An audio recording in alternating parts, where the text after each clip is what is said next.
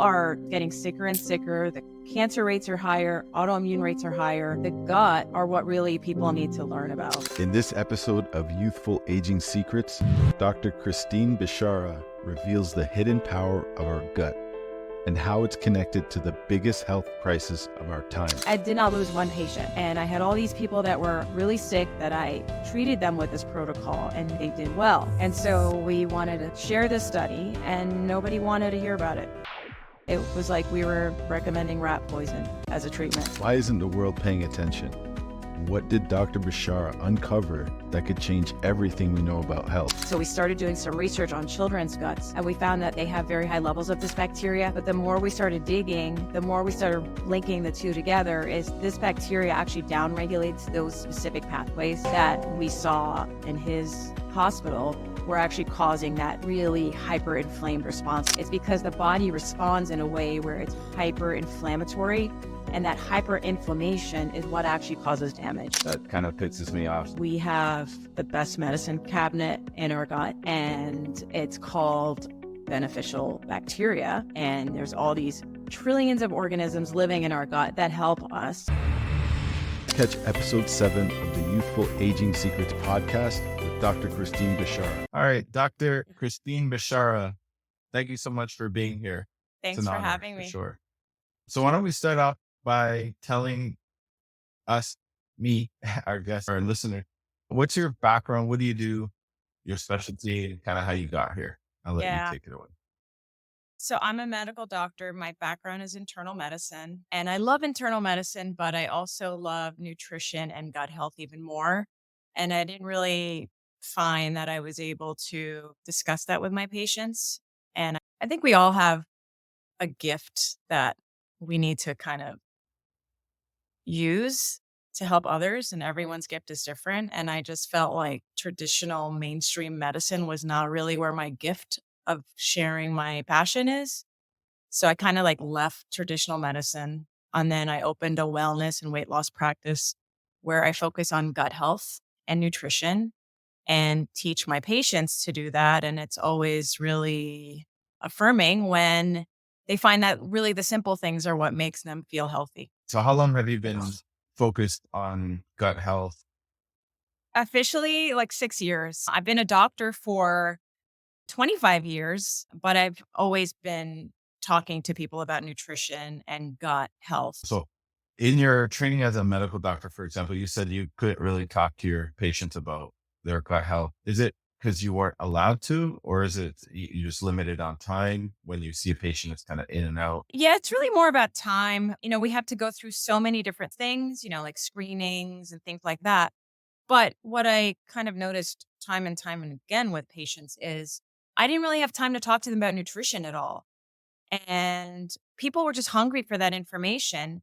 And we just didn't have enough time to address all those issues with the other stuff that we're kind of required to do. So, and like I said before, I think we're all kind of put on this earth to share what we're really passionate about. And so I was like, you know what, this isn't really where I feel like I'm best being utilized. Well, I'm happy to hear you have a practice you seem like you're very passionate about. So that's really awesome. And we can get more into that. So I want to segue into, I know you have a book coming out. So I wanted to get that out.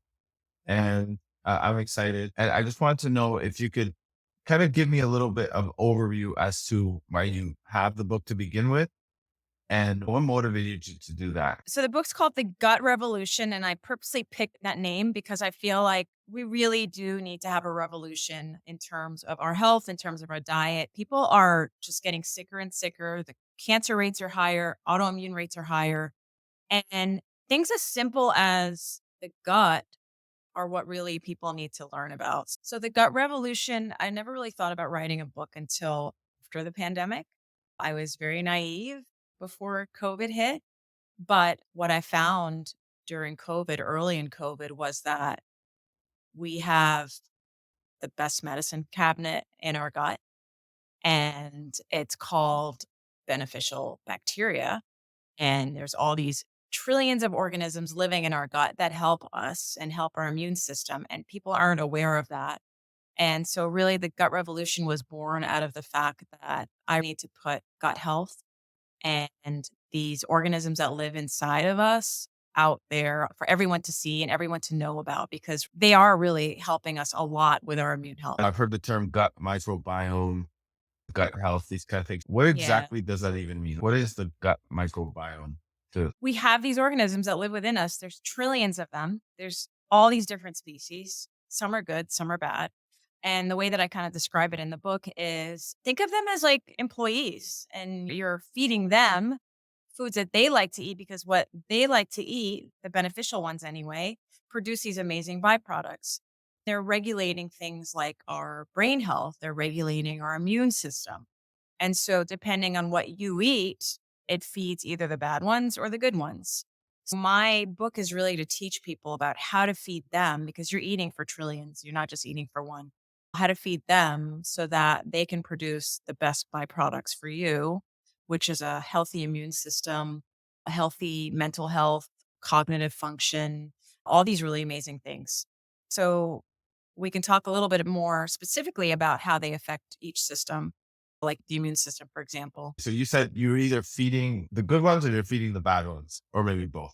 So I just want to go deeper into that. How do we feed the the good and the bad, for example? And maybe some examples of foods, or I Yeah. would imagine Yeah. alcohol is probably not the greatest thing, right?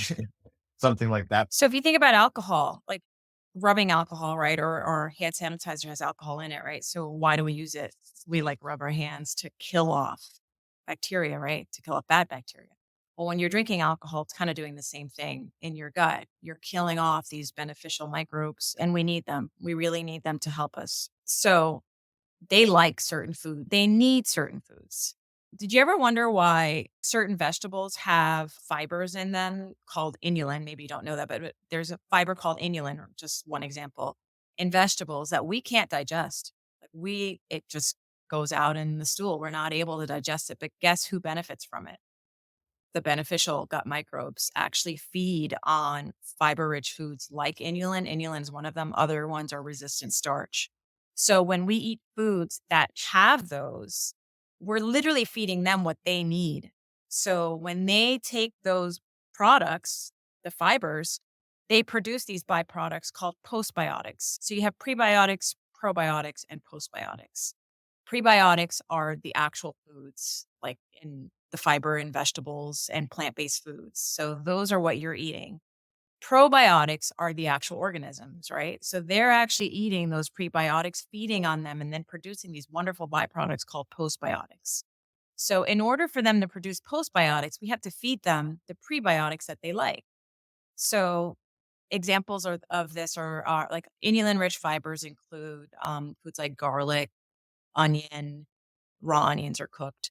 Asparagus is very rich in inulin fibers. Artichokes are really rich in that. So you have to give a variety of these plant-based foods that they like to feed on, and then they absorb what they can from there, and they make these postbiotics. Now, what are postbiotics? What is that? They can include vitamins. They can include neurotransmitters. They can include all these byproducts that really help our body to remain healthy. Conversely, we can eat foods that the harmful bacteria like to feed on. And these are processed foods and other not healthy foods like refined carbohydrates, which stay in our gut for longer periods.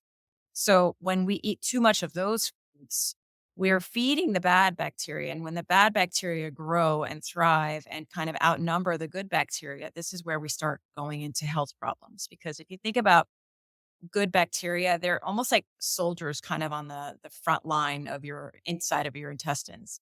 And the more that die and then the bad bacteria kind of replace those positions, the lining gets weak because the bad bacteria don't really work very efficiently. And so once the lining gets weak in the inside of your gut, it starts to leak out into your immune system.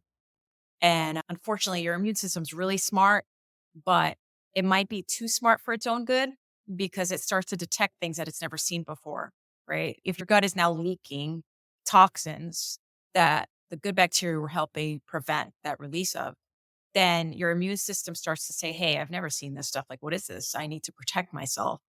And this is where we start going into autoimmune diseases and chronic inflammation because our immune system is actually too smart that it will react in a way that protects itself. And that protection means that it increases inflammation because inflammation in short term is actually helpful for us. And once that inflammation starts, that's the cascade of all these issues that we Oh my have. God, that's a lot. I never heard of postbiotics before. So this is the first time. That's very interesting. How do they know that we have good and bad bacteria? And then also, how do we know what foods feed the good and feed the bad? Gut science is fairly new, but it's not that new. And so we've had gut analysis where we look at the stool of people based on their DNA. We can actually tell now what strains of bacteria they have, the number of strains, the diversity of the strains. And just from research, we know that certain bacteria are bad. Like a lot of people have heard of E. coli. I mean, that's a normal part of our gut flora. So it's not necessarily bad to have, but it really kind of depends on the ratios. The ratios are what's really important. And so we've seen just kind of from all this research that we've done is that certain strains of organisms are beneficial and certain ones are not. And we see that from gut analysis that we do with patients. The technology has gotten really good now that we can literally detect all these strains and say, these strains are associated more with increased likelihood of colon cancer, for example, or these strains may put you more at risk for inflammatory bowel disease. And so the technology has gotten really good. We just don't know everything we need to know about the microbiome, and I don't know if we ever will. But that's how we find out. And then we just look at, in different studies, we look at the correlation of, oh, you know what? These people have a lot higher levels of this bad bacteria. And then we find that those people are actually developing colon cancer at a higher rate, for example. Conversely, you could look at children who have an interesting gut microbiome composition because their microbiome looks very different from adults. And they have a very high percentage of a beneficial bacteria called Bifidobacterium. And believe it or not, about 60 to 80% of their gut is that one bacteria. So people do research on that bacteria. Why do kids have so much of that? Well, we realize that it's a very potent immune regulator and it regulates inflammatory pathways and it's very protective of the immune system. And so I believe that children have this one bacteria at much higher levels than adults because it's God's way or nature's way of kind of ensuring that their immunity is strong when they're young and they haven't really developed an adaptive immune system. And oddly enough, that's what protected kids from COVID severity is this one beneficial Yeah, bacteria. that's so you published, I think you were one of the first papers that were published on the severity of COVID in relation to children and why they didn't get as bad the symptoms and even, death, etc. Yeah. So, it's interesting because I live in New York City and COVID hit New York pretty early. And so my practice, remember, everybody was like, oh, if you're non essential, you're shut down. So my practice was a wellness and weight loss practice. So I was shut down. My husband's an ICU physician and he had the opposite effect. Like they were like, you guys are like frontliners, right? So he was kind of thrust onto the front line. And I had the opposite effect. I had a little more time on my hands. So he was coming home. We were talking about his patients and how certain people were getting like a lot more sick than others. And he was telling me, it's strange because we have these patients who really don't have any medical problems, but they're getting really sick. And the only risk factors they have is they're overweight. And so he said, we're trying these new medications that are helping, and they're anti inflammatory medications, and they work on specific inflammatory markers. And I said, yeah, they actually do. It's interleukin 6, by the way, is the one inflammatory marker that kind of drives that initial reaction in the body to COVID. And so I kind of just started thinking, well, I wonder why kids aren't really getting sick. So we started doing some research on children's guts and we found that they have very high levels of this bacteria. But the more we started digging, the more we started linking the two together is this bacteria actually downregulates those specific pathways. Like, why do they get really sick? It's because the body responds in a way where it's hyper inflammatory. And that hyperinflammation is what actually causes damage and what makes them even sicker. And so what we found was Bifidobacterium downregulates those specific pathways. So in children, when they get COVID, their body doesn't even have a chance to mount this inflammation. Bifidobacterium immediately downregulate those pathways. We published this study. It was the first one. And we were so excited about getting this out because all the patients that we were giving this treatment protocol to, which is high dose probiotics with Bifidobacterium, zinc, and vitamin D. Did not lose one patient. And I had all these people that were really sick that I treated them with this protocol and they did well. So we wanted to share this study and nobody wanted to hear about it. It was like we were recommending rat poison as a treatment. Yeah, there So, was a lot of that going on. um, People, podcasts were being banned, and to me, it's like the flow of information right. should continue to flow, and people need to do their due diligence. And yeah, it's like we're not allowed to have an Yeah. opinion, but these are legitimate experts like yourself who are saying, "Hey, look, I'm treating my patients with this, and it's having success," and nobody seems to be listening. So Yeah. that kind of pisses me off, you know? Yeah. It's interesting that you mentioned that because it was the same thing. We were like, okay, we found something that, and we had the science, we had a peer reviewed scientific published study, and they wouldn't even entertain the opportunity to discuss it. And it wasn't just me, it was me, three other colleagues, scientists and doctors. And, the whole point of science is to establish a hypothesis and go through those steps. And I felt like we weren't able to do that. Now, speaking of ivermectin, the doctor who started using ivermectin also was extremely frustrated because he was finding that it was very effective in his patients in helping them also cope with COVID. And he was finding the same thing. But interestingly enough, now 4 years later, we know a lot more. And there are a lot of studies coming out on bifidobacterium that link the deficiencies. We've seen a lot of clinical trials. But interestingly enough, about ivermectin, there's a doctor that did a study on the mechanism of action of ivermectin in the gut and how it helps with COVID. We initially thought that the reason why it was helping was it was also working on these same inflammatory pathways and downregulating them. But the actual findings in that study was that ivermectin was increasing bifidobacterium levels in the gut. And that's why it was helping. So it's a very old medication. It's used for parasitic infections. And apparently, the mechanism of action, one of them is to actually get rid of the parasites, but it's also to increase the levels and production of this one bacteria that we're talking about. So it all kind of links, it all goes back to the gut. And I think we become a society where we're more interested in quick fixes instead of actually digging deep and realizing that our body has these amazing healing powers. And our gut is very, very powerful.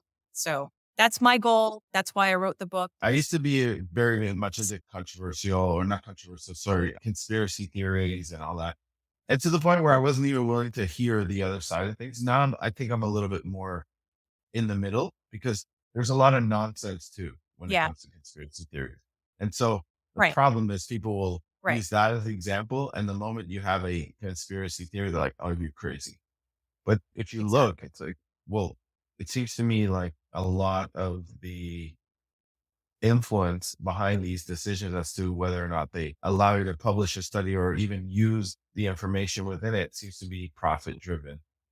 I mean, like I said, I was very naive before 2020 and what I saw. And then when I talked to other doctors and we discussed what they saw, it's not conspiracy theory. There was definitely an agenda to block any information that related to a non profitable treatment. And, I'm coming out and saying this because our study was the first one, but it definitely wasn't the last one that linked this bacteria to the gut. In fact, ironically, just after the vaccines rolled out, a study came out in China, a big study that was published in the British Medical Journal about comparing patients' stool samples in the ICU versus those who weren't as sick. And those were the ones in the ICU had much higher levels of bifidobacterium than the rest. And I find it odd that that study came out after the vaccines were rolled out.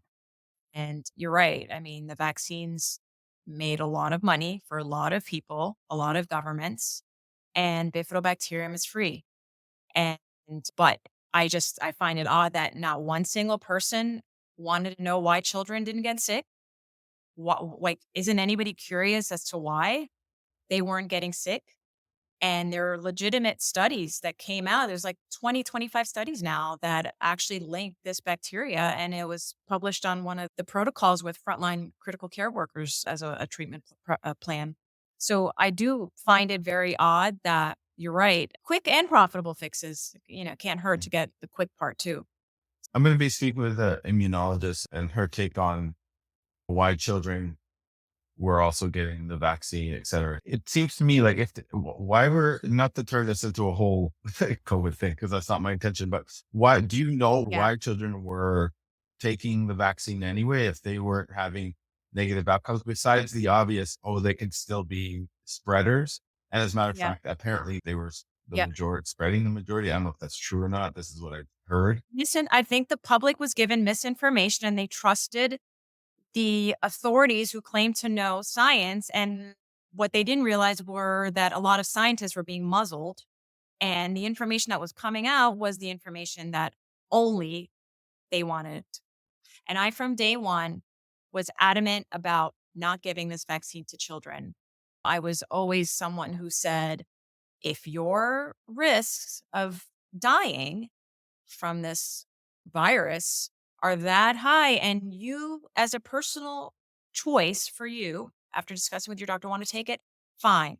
But there's really no reason for children to have gotten this vaccine. We don't know long-term implications of mRNA vaccines, and they were protected naturally by their body's immune system, and that really did frustrate me.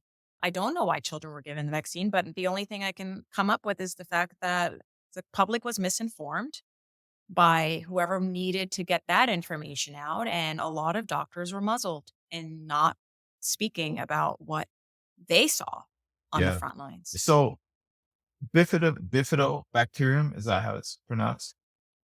And how do you Yeah. know that it's linked directly to COVID outcomes and I'm sure many others? And how do we get more of it? Yeah. Okay. So, how do we know that it's linked to COVID outcomes? So, our study was a review study because we weren't allowed in the hospitals to do testing. So, our study, even though it was the first one, it was just a review study of bifidobacterium and an establishment of hypotheses that, hey, children have a lot more of this. It seems to work on the same pathways. The whole science of it is really making sense. Let's give people probiotics with bifidobacterium, right? How do we know? Well, there have been a lot of studies since then, clinical studies, studies that have shown that people with deficiencies don't do as well. A big study out of Italy by a gastroenterologist who also is like a gut microbiome expert. He had a study where he gave one set of control patients the standard protocol for COVID treatment. He gave the other set the probiotic, high dose probiotics, including Bifido. He found that his probiotic group did 8 times better in respiratory wise and other symptom wise than the control group that was just given the standard treatment protocol. That study was out. We have numerous studies that show this. And it's a cause and effect, right? They found that their bifidobacterium levels are higher than the non centenarian elderly population. So, what does that mean? That means if you're unhealthy in your 60s and we look at your gut, you may not have any bifidobacterium or very little. But if you're healthy and we look at your gut and you're 100 years old, you're going to probably have a lot more bifidobacterium in your gut. And we're seeing a lot of studies related to that. So, can we know for 100% for sure? No, but in science, nothing is ever 100%. But we can establish cause and effect by doing different studies and looking at patients' guts and seeing, what these people didn't do really well. There's a reason. Kids did really well. There's a reason. How do we increase bifidobacterium? Well, number one, we have to change our diet because bifidobacterium are one of those microbes in our gut that love fiber. They do really good things with fiber. So I'm not saying you can go 100% plant based, but what I recommend is a large predominant of your meals to be plant based and then everything else other. So I usually say 70-30. 70% of your meals should be plant based and should be specifically foods that Bifido love to feed on, and those foods are, what we talked about earlier. But then you also want to feed your gut with probiotic rich foods. So what does probiotic rich foods means? It means foods that already have these bacteria in them. And Bifido is not the only beneficial one. It's a big one. It's my favorite. But other ones that we've seen are lactobacillus is a really good one too. And these two, most of these are present in good numbers in foods like yogurt and kefir, in fermented foods like sauerkraut, for example, kimchi. All of those foods kind of kill two birds with one stone because they're prebiotics, like sauerkraut and kimchi, for example. They're prebiotics, right? They have the fibers, the plant based fibers, but they also have probiotics. So we call that symbiotics because they have both. And those are also good ways to increase bifidobacterium levels. how do we test? I know you said stool, right? Is there a specific test? I'm in Canada. So for myself, I want to do this. How would I Yeah. test my bifidobacterium levels or get a kind of an idea so I can know what's my base? Yeah. And some people, they're really resistant, especially if they have like zero bifido in their gut. They're a little bit resistant in the beginning to get a repopulation of bifidobacterium. But what I've seen is the foods and very high dose probiotics in certain people can help increase the levels. What I check is there's several labs that do it. The one that I use mostly is Vibrant Labs. It's called the Gut Zoomer. There's also GI Effects does it as well. There are a few other labs that do it. I do virtual exams, so when I see my patients, I order whatever the test that I feel is best for them, and then they get the stool test at home, the kit, and then they put a sample in the kit, and then we send it to the lab, and then the lab evaluates it, and then based on the findings, because they're looking at your DNA, based on the findings, they tell you what you have less of, what you have more of, and then we strategize how we can work on increasing levels. That's really interesting. Do you find that people that start to improve their population of bifidobacterium have other things that change in their life? So, for example, is there less frequent viruses, cold skin conditions, etc.? Like, what would you say is the biggest change that people have when they maybe just made that one change as far as getting more probiotic to their diet and postbiotic? Yeah, and that's an interesting topic because we do know that patients who have higher BMIs usually have lower bifidobacterium levels. And so a lot of people are overweight, but also people with just fatigue and bloating and symptoms like constipation usually also have lower bifidobacterium levels. People who are chronically inflamed, diabetics, people with heart disease. And so, how do we reverse that? We reverse it with change in your diet. And I have seen patients dramatically improve symptom wise, but also just their energy levels. And oddly enough, we're now also starting to see that Bifidobacterium, along with another beneficial bacteria called Lactobacillus, are actually probably responsible for a majority of the serotonin that we produce in our body. And again, when people change their diet, they're not only feeling physically better, but they're mentally just feeling just more uplifted because they're eating foods that are feeding the bacteria that make neurotransmitters like serotonin. And so there's this indirect, step approach where we're seeing the effects. I'm actually an example of somebody who changed my microbiome. I was obese when I was younger and I had really bad eczema, acne, and just chronic IBS constipation symptoms. And it wasn't until I really changed my gut that these symptoms started to go away. So it was just more of like, I feel so much healthier and I have more energy now, I feel like, than I did when I was younger because I've changed my gut.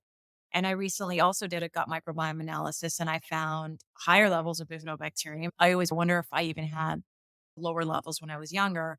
But another interesting bacteria that's found more commonly in thinner individuals than overweight individuals is another beneficial one that we know is called Akkermansia. So Akkermansia and Bifidobacterium, when they're very low, usually it's in people who are overweight. So we look at these bacteria and we kind of correlate with what we see clinically. But the beauty is that we are able to reverse this. And I've seen patients who lose weight by eating the proper diet actually reverse their ratios in their gut, which is really promising and really amazing to see. And they feel really good too. Yeah, that's crazy. So people lose weight because ultimately they're in a caloric deficit. And I'm just curious because I know people who have done this because I'm in like the whole bodybuilding space and I love fitness. I've always been into it. I've actually seen people who would lose weight eating junk food.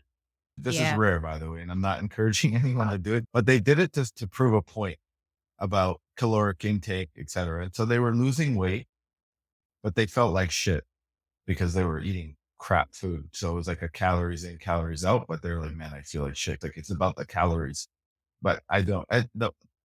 There's people that do it the right way and people that do it the wrong way. The right way is eating healthy, increasing fiber, et cetera. Is it the act of losing weight in and of itself that can increase the beneficial bacteria? Or is it the actual feeding these organisms what they want?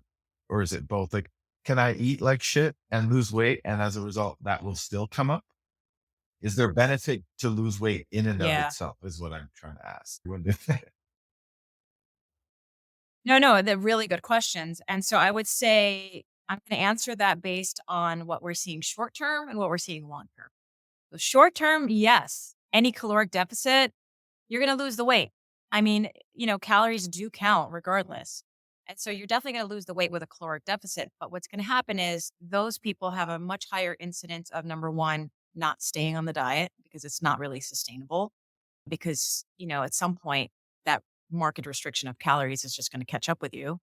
But you're also after a while, your gut catches up with you. So you see all these people that ate crap, right? When they were younger and they're like, oh, I have a great metabolism. And then you see them, 30 years later and they're obese, right? So some people are genetically a little bit more blessed that they could probably handle a little bit longer. But in the end, it all boils down to what you're feeding your gut. And so you might get away with the caloric restriction for a while. And I know I'm going to be a little controversial in this, but I'll explain why is if you're doing keto and like very high carnivore, you're gonna do really well for a while. But at the end of the day, if you're not eating plants, you're really doing a number on your gut and you're going to mess up your gut.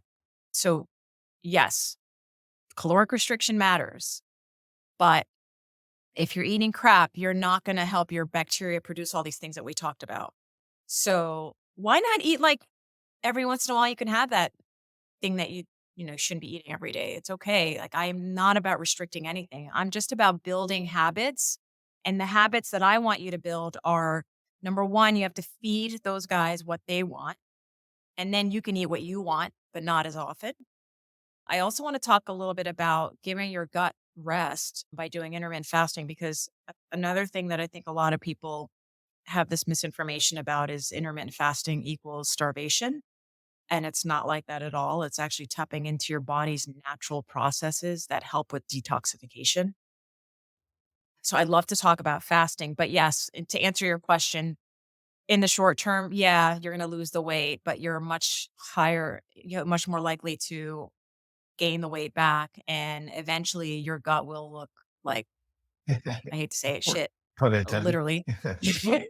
But yeah, exactly. So you're really kind of like trying to eat long term to establish habits and not restricting anything. You don't have to restrict anything. I mean, food on this earth is made for you to enjoy it.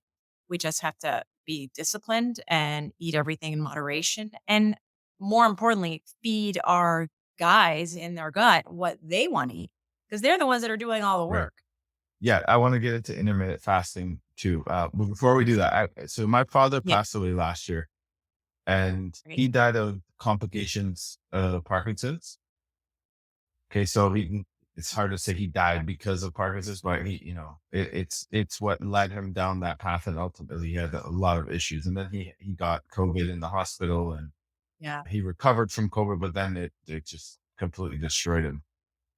So Mm. my father was a vegetarian. He was one of those people that while he was a vegetarian, in my opinion, he didn't eat a very balanced vegetarian diet. So he probably had a very high carb diet, a lot of pastas, and he did eat a lot of plants though. But I don't think he got enough protein either. And I just wanted to know if in your practice and your experience, if there's also a connection with protein, variety in our macronutrients, and any connections with bifidobacterium. And because you mentioned neurotransmitters, which I know dopamine's a neurotransmitter, right? Just for my own personal, solve this Yeah. mystery because these neurologists were very Yeah. unhelpful and for the most. I think some of them meant very well, but I just wasn't getting the answers. And I think partly it's not because they don't wanna help, it's because they just probably don't really know a lot of information on the gut microbiome. A lot of my colleagues mean well, and they're very smart, but we just don't know enough about the gut microbiome, and unfortunately, I also blame the system and not teaching us enough about nutrition. So, yes, and that's actually another good point that you bring up is vegan and vegetarian diets don't necessarily equal healthy diets. It's really what you're eating, right? So you mentioned refined carbohydrates that he was eating a lot of. And what happens with those is because they don't have fiber, and we mentioned before, is that we can't digest fiber, right? So fiber goes into our system. The beneficial microbes get what they need from those plant-based sources, which are antioxidants and the fiber sources to make things. And then the fiber, whatever's left of it, has a faster transit out of our body, right? Because we can't absorb it. So it just bulks up in the stool and we release it in the stool. Unfortunately, people who are on vegetarian or vegan diet and have a higher consumption of refined carbs like pastas and breads and things like that, those are not exiting our body as quickly as if our plant-based sources are more predominant, and they actually cause bacterial overgrowth and they feed harmful bacteria. So when they feed harmful bacteria, the lining of the gut starts to weaken and they start to develop inflammation. And we now know that Parkinson's patients, along with Alzheimer's patients, do have dysbiosis. They have an imbalance in their gut. So I wonder if, for example, with your dad, even though he was eating plant based, maybe the beneficial bacteria in his gut were outnumbered by the harmful bacteria. I can share also that my father passed away a couple of years ago from Alzheimer's dementia. He was also a pretty healthy eater, but he had some other risk factors that maybe increased his risk. But we do know that both of these conditions, what happens is the gut and the brain communicate, and the gut sends signals to the brain, but it also sends inflammatory signals into the brain. And if your gut is inflamed, those signals are actually inflammatory signals are actually depositing in your brain and they're affecting cognitive function, but increasing risks of these conditions. So, interestingly enough, there's a lot of research coming out now on Parkinson's and Alzheimer's, and they're finding gut dysbiosis may be one of the main risk factors for development. Another thing that really pissed me off is not once did they interview my father. Not once did any independent research, and nobody, they never did questionnaires about what he was eating, not eating. They never wanted to do stool samples. They never looked at, like, they looked at basic stuff. They wanted to do MRIs. He didn't want it. I told him you should do it, like, just for the sake of, let's see what's going on. Maybe it's not Parkinson's because there's could have been something else. But the long story short is why, this is Canada. Why are we not collecting this data to at least assess it with millions of other people? And then not, with AI now, you can correlate, hey, all these people are low in vitamin D, or all these people are low in this bacterium, or they have this type of stool, and they can get a lot of insight. I mean, it's like, are you trying to find the Yeah, cure? Because I know there's a lot of people that are trying to find it, like the Michael J. Fox Foundation. They do a lot of great work, but it just seems to me like the mainstream establishment, they have no interest, and not individual doctors or yeah, neurologists, because they're great. Most of them are very compassionate people. And I felt like they really cared, but it's just the institutions that yeah, educate them, et cetera. It's a touchy subject because I used to get upset. Like, why are you, nobody's fucking asking what he's eating? Like, why does this not yeah. matter? How does this not matter? I honestly don't understand why nutrition is not at the forefront of medicine because it is the biggest factor. Our gut is the biggest factor. And again, another reason why I wrote my book is I really want people, lay people, to understand the role their gut plays. But I also want doctors to read this book and understand how important it is because I didn't really know this information either. I wasn't taught this information in medical school. I was really interested in the gut and how it affected me as an obese teenager who felt crappy physically and mentally, and how changing my gut made such a big difference for me. And that's why I was interested in it and I learned so much. But most physicians are not taught any of this. And we're definitely not taught this in medical school. We're not taught this in residency. I mean, some physicians go on to do like a nutritional, education, additional education, or, more training. But we just need to get education and information out there for people to really understand the huge role that the gut does play. And, I ask that you share the book with everyone that you know because I think it's a lot simpler to heal than people think it is. And I write in the book, your body is the best doctor. And I really believe that. It just doesn't have the credentials, but it'll tell you symptoms, it'll tell you different things. And if you know what to look for, right? I mean, we have like parenting books, we have books about everything, right? Babies cry and we don't know why they cry, but based on research, we figure out what, their needs are. Well, your body also has needs and it cries for help too. We just don't understand what the symptoms are. But I think just from educating people about the gut, I hope that in 5 years, we're having a conversation where the gut is really the sole focus of all treatment instead of other things. I'm not opposed to medications, but I believe they should be last I resorts, not totally agree first with you. resorts. So we're cutting close on time, and I do have a list of questions I prepared that I want to make sure we get through. So I'm gonna focus on those if that's okay. Starting with number one, Yep. fasting. So what is fasting? Is it good? Is it bad? Why? And also, what do you recommend as far as gut health, et cetera? Yeah. I'll try to make that short. What kind of fasting were Yeah. you doing? So I was primarily doing more so like the 16-8. So I was eating in an 8 hour window, typically between 1 and 9 or Yeah. 12 to 8. But occasionally I would do like a Yeah. 24-hour fast every week, every 2 weeks. I would just be like, one day I'd wake up on a Sunday and I'd say, I'm not gonna eat today. I didn't really have a specific thing. Now I'm on a hypertrophic phase at the gym. I'm trying to gain a lot of weight. I just can't fit in the amount of calories I need in 8 hours because then I'm like overstuffing. So it's Yeah. just a phase for next 3 months, but I'll probably go back to that like 16-8 unless you tell me don't do that. Oh, that's my favorite one. 16-8 or 18-6. And how did you feel when you were fasting? Yeah. So I'm interviewing you because I Um, just am honestly, no. I don't notice much of a difference because I notice that my calories are pretty much the same. And so I think I maintained my caloric needs or I was slightly at a deficit because I have a pretty low body fat percentage. So to be very honest, I think if I didn't eat during my workouts, which is primarily how it started, I always felt my workouts were much better. And I also didn't feel that afternoon fog where I felt like I was going to crash. That's about it. Everything else seemed to be the same for me personally. But again, my lifestyle is I try Yeah. to look pretty healthy in general.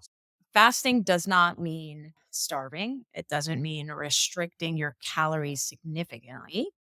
It does mean if you want to lose weight, you can restrict your calories a little bit because caloric intake does matter, but it's not restricting them too much. And the reason why you don't want to restrict too much is you generate a stress response from your body because your body is always in survival mode. And if you restrict too much and you fast for too long, your body thinks that you're in danger. And so it holds on to fat and it releases stress responders like cortisol. And if they're released chronically, then your body's going to go into kind of survival and fat storage mode. In women, this is where a lot of misinformation happens is they could have a problem with their fertility if they're restricting too much and fasting for too long. However, if done right, fasting is good for 99% of individuals. The only person that shouldn't be fasting is somebody who's very poorly controlled diabetic and on insulin, and their blood glucose levels tend to drop or just be affected. Very thin individuals or people with eating disorders should not be fasting.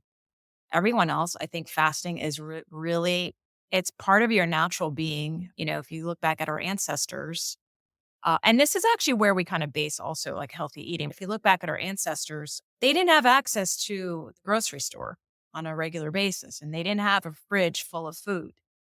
They hunted and they gathered, and they hunted animals and they ate them, but that didn't happen all the time. That happened very infrequently. But what they ate mostly was what they found in nature, and they gathered plants off of trees, berries, things like that. And so they didn't eat all day. They practiced intermittent fasting inadvertently.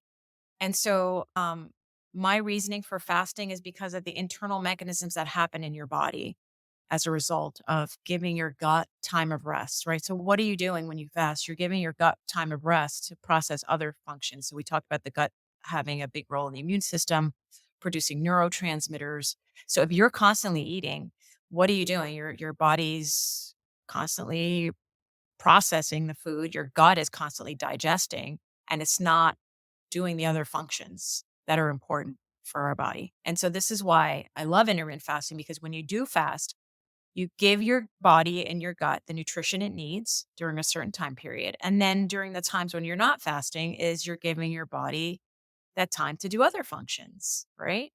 So what are the other functions? So it's processing, right, of different things. It's production of neurotransmitters, but we also sometimes want to lighten the load on our liver and burn fat because burning fat produces ketones. And a lot of people love ketosis.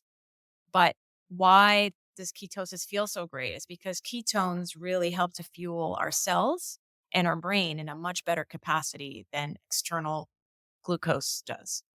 So when we fast, and I can kind of go into it. Do you want the details? Of course, I want the Okay. details. I'll simplify them. So you eat, right? You're eating.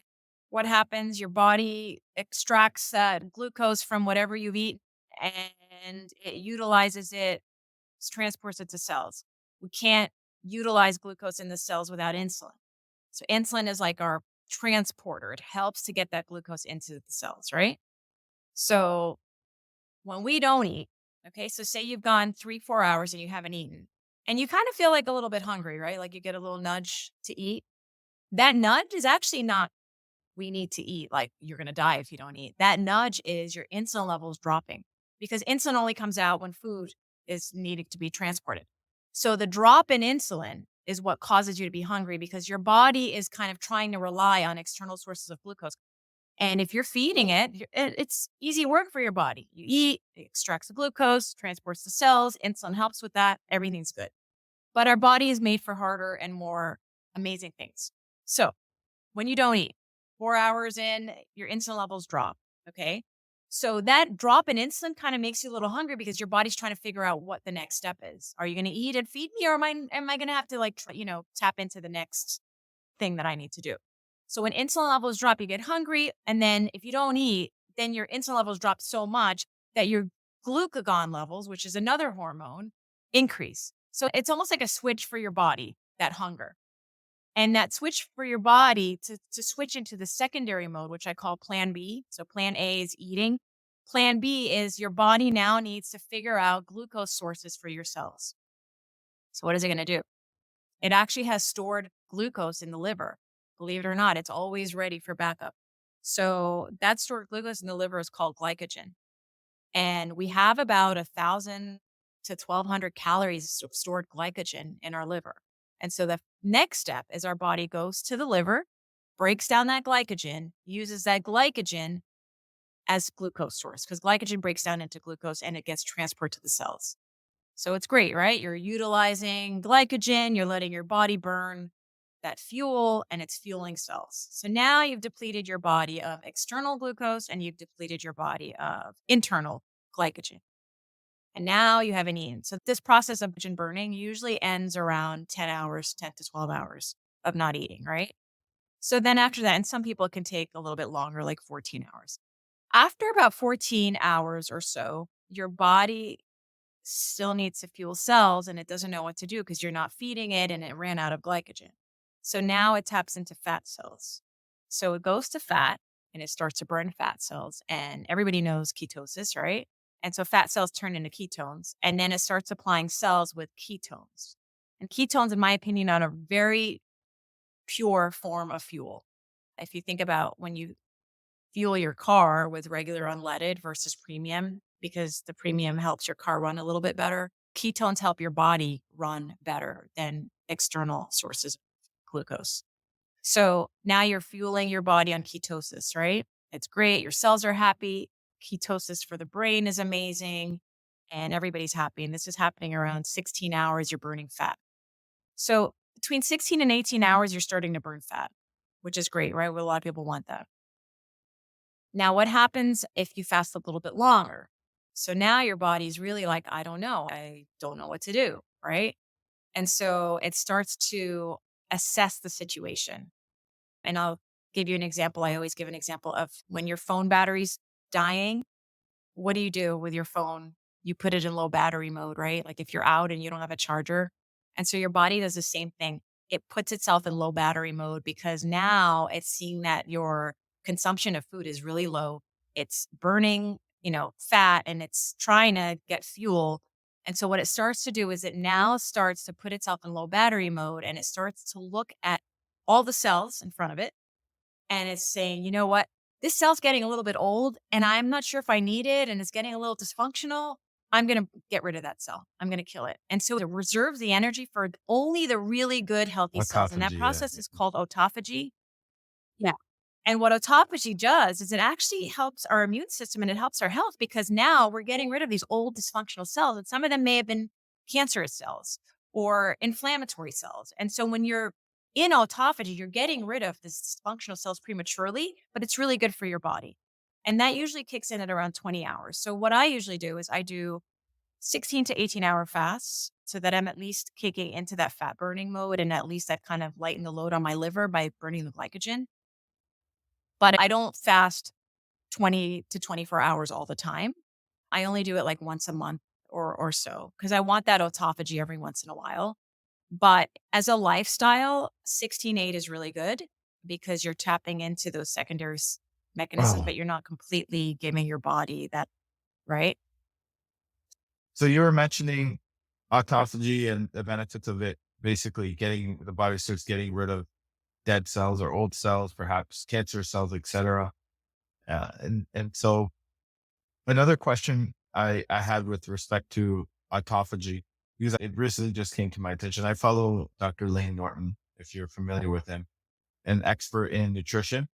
He actually is not a proponent of fasting. He says it's great if it's a tool that you'd like to use.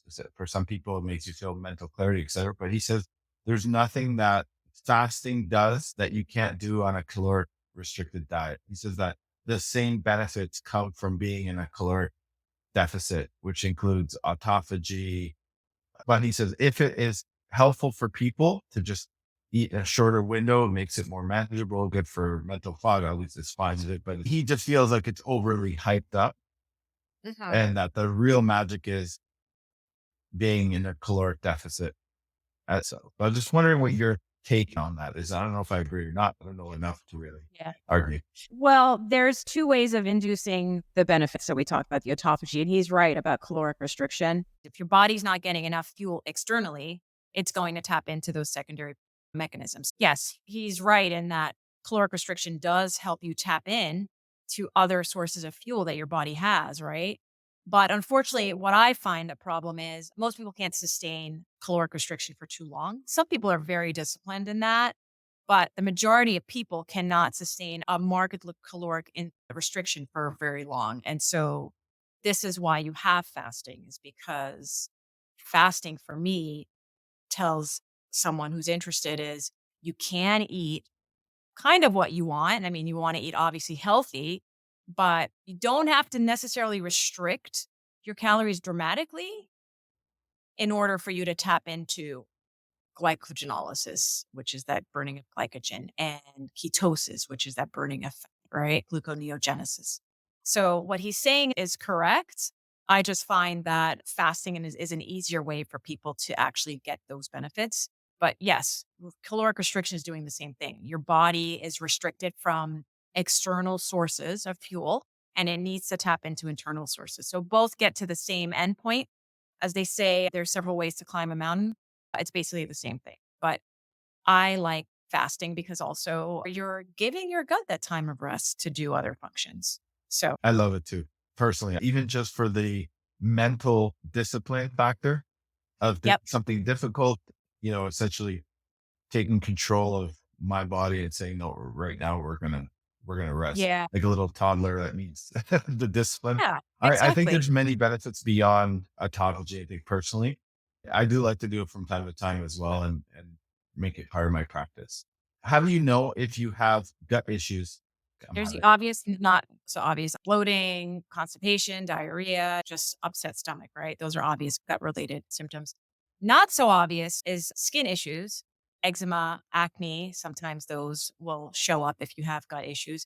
New food intolerances are another big one. So if you weren't allergic to nuts and all of a sudden you're allergic to nuts, that might indicate that your gut lining is starting to get a little weaker and your immune system's responding in a way that it shouldn't necessarily respond so hyper reactive. Another thing that might not be so obvious is weight gain. Because again, if your gut is not healthy, you're not absorbing the nutrients appropriately and you're not able to make those postbiotics that's the gut microbes make. And one of those postbiotics is satiety signals. And satiety, PYY is one of them that sends signals to your brain and indicate that you're satisfied. So that's another reason why you might have weight gain if you have issues. Those are kind of the three big ones that I would say I see the most often: the weight gain, skin, and new food intolerances. Another one, which we didn't know until 4 years ago, or at least most people didn't know, is the way your immune system reacts to certain things. So some people reacted to COVID really badly and they probably had a really unhealthy gut as a result, and some people didn't. Those are Yeah. probably the big. What about thirst signal? Is that related to the gut or is that a completely different mechanism? Are you hydrating enough throughout the day? If I drink this thing at least once a day, which Yeah. holds about 8 cups of water. And Yeah. I also have a lot of water rich foods, but I have gone a full 8 to 10 hours without water and I have no thirst signal.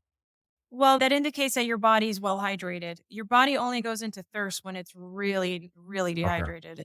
So, yeah. So, if you're maintaining enough fluid intake, I rarely get thirsty too because I'm always drinking. Yeah. The thirst is not a good sign. It means that your body has gone to that other side of, My you pee is know, somewhat clear. Is too much information, but not the other way. Yeah. Just to look at your pee and it's like, it should be like a light yellow lemonade kind of color. So, what are the top things people should stop doing immediately to improve their gut health? stop eating all day. It's not good for your gut to eat all day. Stop eating out all the time. Stuff they put in food in restaurants and all the other fast food places, but even like, fancy restaurants, there's a reason it tastes really good. There's there's a lot of heavy stuff being put in there. Heavy cream, I'm not opposed to heavy cream, but you don't know how much heavy cream is going in there. You don't know how much butter is going in there. And so, yes, they're fine and butter is healthy, but calories do count. And if you're eating out all the time and you're eating really rich foods, you're going to be gaining weight. So that's one. Stop drinking sugary uh, foods or drinks because that's another one. Unnecessary calories, sugary drinks are really bad for you too. So those are the big ones. Awesome. And what about stuff like digestive enzymes? And also, it's a separate question, but kombucha, you talk about fermented food. What do you think about kombucha and digestive enzymes? Digestive enzymes, I don't think everybody needs them. It really depends on what's going on with you. I hate to blanket recommend everything. I don't even blanket recommend probiotics, to be honest, because taking them on a regular basis is also not good because then you kind of lose that diversity from food. People rely on that same probiotic strain every day. Right. I don't blanket recommend anything except eating healthy because food is really the best source. Kombucha, there's nothing wrong with it every once in a while, but it does have, sugar and it has calories. So nothing wrong with it, but don't think kombucha is going to be your daily probiotic and then you're good to go. So, Sorry, but you're saying kombucha is okay, though. It's not a bad thing, correct? I mean, if you're going to have the sweet drink, have the kombucha over the orange juice or the grape juice. My girl actually makes the kombucha. So she just makes it Yeah. where the SCOBY mushroom or Yeah. whatever. And then she does the whole process and then she'll make the adds a different fruit or ginger. That's it. She doesn't add pretty much Okay. or very little. I think she has to add brown sugar for this. Have a little sugar because that's But what the bacteria feed on. yeah. So I'll have like one bottle a day, maybe 15 times out of the month because I just love the way it tastes. Yeah, yeah, there's a lot of commercial kombuchas that have a lot of added sugar because Yeah. everybody wants to get a health kick, but, Yeah. the marketers are trying to get people to drink it, and they're putting a lot more sugar than there should be. Coffee, good or bad? I like my coffee, everything in moderation, so, Everything 10 moderation. cups. Okay. Well, I want to respect your time. I know you have to go, which sucks because I have so many more questions to ask you. Is there anything else that I have missed that perhaps you wanted to touch on? I think people should be aware of what's going on with their digestive system. You mentioned some resources for them potentially checking the levels of the good bacteria Yeah. and what they can do as far as fermented foods for the prebiotics, probiotics, the postbiotics. And is there anything else besides your book, which will probably go into much more detail? And Yeah. I will be telling everybody about it as well. Thank you. I mean, there's so much in the book that should be also kind of explored. But if I had one last thing to say here is vitamin D. Everybody should get their Mm, vitamin D level checked and everybody should supplement if needed. And a little bit of time in the sun is not going to kill you. I mean, I'm a proponent of sunscreen, but I'm also a proponent of sitting in the sun and getting a little bit of that vitamin D from the sun. yeah, I've heard like vitamin K or something. If I misunderstood it, is it required or is just vitamin D okay? Of I don't like to blanket course. recommend vitamin K because some people have clotting issues and they're on blood thinners that vitamin K could interfere with. So, yes, it's good to take vitamin K with vitamin D to help prevent calcification in the arteries, but I don't blanket recommend vitamin K Right. with D. I have to really see the person and know what their history is. Okay. Dr. Christine Bishara, please tell us where we can find you. I guess everybody's on I'm in a lot of platforms, but I guess everybody's on Instagram these days, so it's easier there. I post a lot of good videos. Dr. Christine B. Doctor spelled out, so Doctor, and then my name, Christine B. Probably the Cool. big one. And your book is called what again? The Gut Revolution. Thank you Okay, so much. sounds good. Thank you. Thank you for being here. I appreciate you.